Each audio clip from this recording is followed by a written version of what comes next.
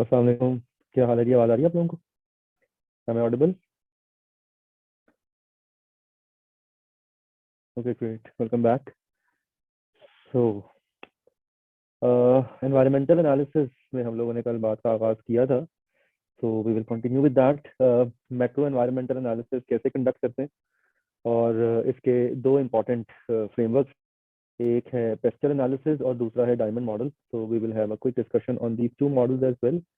So yesterday we did have a briefing about what environment is and how environment operates. Anything that falls beyond the boundary of organization constitutes its environment. हर वो चीज़ जो इदारे की boundary के बाहर fall करती है वो उसकी एनवायरनमेंट को कॉन्स्टिट्यूट करती है। वो चाहे कस्टमर्स हैं, चाहे वो सप्लायर्स हैं, चाहे वो कंपैटिटर्स हैं, any entity that is outside the boundary of an organization will constitute its environment. Environmental चीज़ें हासिल होती हैं, yesterday we discussed it. Environment gives us opportunities and threats. Opportunity is anything in the environment that can be tapped for the benefit of the business. Environment में मौजूद किसी भी चीज को आप जब टैप करने की कोशिश करते हैं, उसे एक्सप्लॉइट करने की कोशिश करते हैं बिजनेस के बेनिफिट के लिए, इसको अपॉर्चुनिटी कहा जाता है। Anything in the environment that can cast some negative impact on an organisation is the threat. Environment के अंदर मौजूद कोई भी चीज जो एक इदारे की वर्किंग को नेगेटिवली अफेक्ट करे, एक इदारे की परफॉर्मेंस को नेगेटिवली अफेक्ट करे, इसे उसका थ्रेट माना जाता है।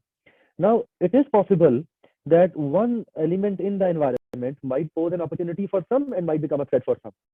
It's a very important point. ये अहम मुमकिन है कि एनवायरनमेंट की कोई डेवलपमेंट किसी एक इदारे के लिए थ्रेट है तो किसी दूसरे इदारे के लिए अपॉर्चुनिटी है।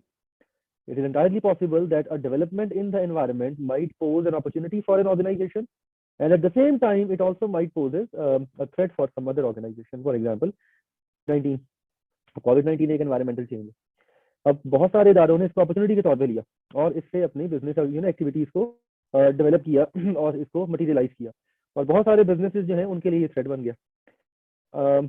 If I ask you about a couple of industries, for example, आपके ख्याल में कोविड-19 किन किन इंडस्ट्रीज के लिए ब्लेसिंग इन डिस्गाइज बन गया है दुनिया में? नेम द इंडस्ट्रीज, तीन चार इंडस्ट्रीज के नाम लें जरा। कोविड-19 किस किस इंडस्ट्री के लिए ब्लेसिंग इन डिस्गाइज बन गया है? I sure? नो। आईटी के लिए, फार्मास्यूटिकल सेक्टर के लिए, यस, हेल्थ केयर के लिए, pharmaceutical, health care, e commerce के लिए, thank you very much, e commerce के लिए, यस, ई कॉमर्स के लिए। और किस इंडस्ट्री के लिए एक अजाब बन के आया, इंडस्ट्रीज का पठा बैठ गया? इंडस्ट्रीज जो है रिटेल के लिए, यस, और एयरलाइंस के लिए, एयरलाइन इंडस्ट्री के लिए, एग्जैक्टली ये ऑटोमोबाइल सेक्टर के लिए, यस, सर्विस सेक्टर के लिए, सर्विसेज के लिए, राइट। तो अब देखें, एक ही डेवलपमेंट है एनवायरनमेंट के अंदर। I hope that you are getting the point that there is one single development in the environment, but it is posing a threat for some and opportunity for some. किसी के लिए opportunity है, किसी के लिए threat है, किसी के लिए वो चीज किसी के लिए वो चीज। ये कायनात का निजाम है, ये अल्लाह ताला का निजाम है। अगर दुनिया में हर एंटिटी एक ही तरह ट्रीट होने लग जाए तो दुनिया का निजाम खत्म हो जाएगा। ये अल्लाह ताला का निजाम है दैट जो डेवलपमेंट्स होती हैं फेज में डिफरेंट लोगों को और डिफरेंट इंडिविजुअल्स को और डिफरेंट ऑर्गेनाइजेशन को इन्फ्लुएंस करती हैं। वेल, कुछ तो अलाइनमेंट उस डेवलपमेंट की और इदारे के ऑपरेशंस की होती है, और कुछ अलाइनमेंट इदारे को अपनी इंटरनली करनी पड़ती है। आगे जाके पढ़ेंगे इंटरनल एनालिसिस के अंदर, वैल्यू चेन के अंदर। जैसे टीन इमर्ज हुआ तो हेल्थ केयर ने तो बूम पे जाना ही जाना था ना, तो ये तो एक बाय डिफॉल्ट अलाइनमेंट हो गई एक पेंडेमिक की एक हेल्थ केयर इंडस्ट्री के साथ, ठीक है। अच्छा, अब कुछ ऑर्गेनाइजेशंस ने ई कॉमर्स को बड़ा विलफुली अडॉप्ट किया, उनके लिए ये अपॉर्चुनिटी थी, for those it was an opportunity. लेकिन कुछ ऑर्गेनाइजेशंस ने इसको विलफुली अडॉप्ट नहीं किया, उनके लिए थ्रेट बन गया।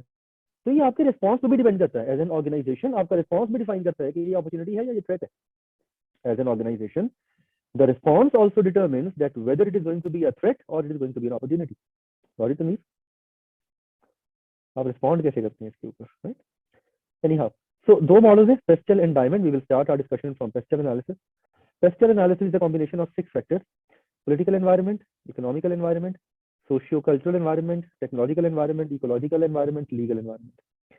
6 फैक्टर्स हैं, और पेपर पॉइंट ऑफ व्यू से ये 6 के 6 फैक्टर्स एक सिनेरियो में दिए जाएंगे और आपको एक सिनेरियो के अकॉर्डिंगली इन 6 फैक्टर्स को इवैल्यूएट करने को कहा जाएगा। तो you will be given a scenario, और यहाँ पे आपकी किताब में बहुत प्रिसाइज एग्जांपल्स के साथ, बहुत प्रिसाइज एग्जांपल के साथ हर फैक्टर को ब्रीफ करने की कोशिश की गई है।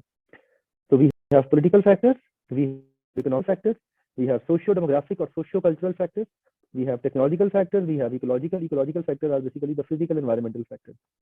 जो physical environmental factors होते हैं इनको ecological factors कहा जाता है। And we have legal factors। The political environment of the business consists of all the political factors that have strong influence on the business entities. Investigations are affected by the factors such as stability of political system. बहुत important होता है किसी country का political system कितना stable है, ये directly affect करता है फॉरेन डायरेक्ट इन्वेस्टमेंट्स को, एफडीआई को, डायरेक्टली एफडीआई को इन्फ्लुएंस करता है. The threat of government action to nationalise the industry. Nationalisation का थ्रेट कितना ज्यादा है या कितना कम है. यार भुट्टो ने, पता नहीं आपको तो नहीं याद होगा, 1970s में भुट्टो ने जब कमान संभाली थी मुल्क की, तो भुट्टो ने नेशनलाइज करने की कोशिश की थी पाकिस्तान की सारी इंडस्ट्रीज को. बैंक से स्टार्ट किया था या लाइन को नेशनलाइज किया था, नहीं कामयाब हो सका था. सिविल अनरेस्ट और सिविल वॉर कितनी, थ्रेट ऑफ टेररिस्ट एक्टिविटी कितनी ज्यादा है.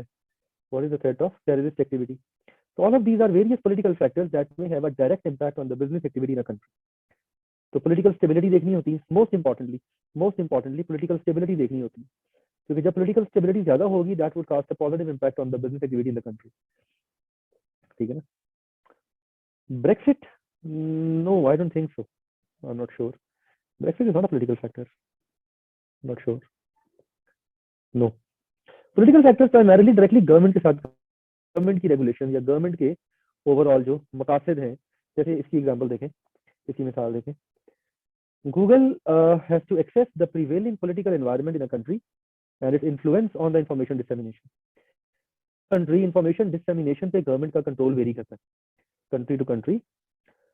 तो ये लीगल फैक्टर में जाएगा. Then of course legal factor and political factor are correlated, ये सारी जाके बात. लेकिन जब गवर्नमेंट को नया लॉ डिफाइन करती है तो लीगल फैक्टर का हिस्सा बन जाता है. Political factors are actually based on the overall political scenario of the country. Overall political scenario of the country, right? Government कैसे चीजों को चलाती है. जब लॉ की बात आएगी तो लीगल फैक्टर का हिस्सा बनेगा. Whenever we talk about the laws, it will become part of legal factor, right? It might go into legal factor. Haven't heard about Brexit by the way. Brexit किस किस्म का legal change है? You can just throw some light on it, Daniel. Brexit किस किस्म का legal change है? Any idea? Yeah. Has it something to do with accountancy or anything else? अच्छा, okay, yes, European union से UK का निकल जाना. Okay, right. 27 ममालिक पे मुश्तमिल थी European union. UK quit a few years back, so it is now left with 26 countries now. Yes, now I got it. Yes, so that would be a political factor. That would make it a political factor. Yes, predominantly a political factor.